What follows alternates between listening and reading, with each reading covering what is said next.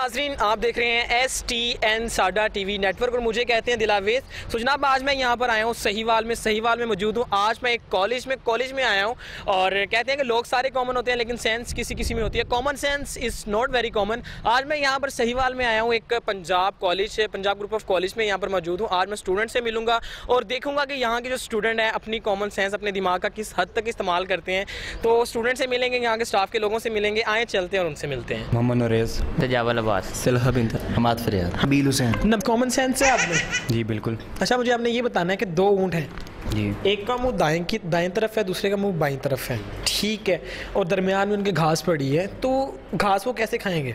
गर्दन वो पीछे नहीं कर सकते, गर्दन पीछे नहीं कर सकते, घास खानी है। घास खानी है उन्होंने। एक का मुंह इस तरफ है, घास दरमियान में। एक का मुंह इस तरफ है, एक का मुंह इस तरफ है। नहीं, अब ये देखना, एक ऊँट इस तरफ खड़ा है और एक ऊँट इस तरफ खड़ा है। एक का मुंह इस तरफ है और एक का मुंह इस तरफ है। ऊँट घास खा ही नहीं सकता। ऊँट बिल्कुल घास नहीं खाता है। का मुंह दाएं तरफ होगा, इसका बाएं तरफ होगा, तो घास दरमियान में पड़ी होगी ना, तो वो खा लेंगे। गर्दन पीछे करनी नहीं है। उस ऊँट को इधर लें, दूसरे ऊँट को उधर ले जाएं, दरमियान में घास पड़ी है, उन दोनों ने खा ली। आज मैं आया हूँ पंजाब ग्रुप ऑफ कॉलेज में, यहाँ के लोगों से मिला हूँ और यहाँ के स्टूडेंट से मिला हूँ ख़ास तौर पे।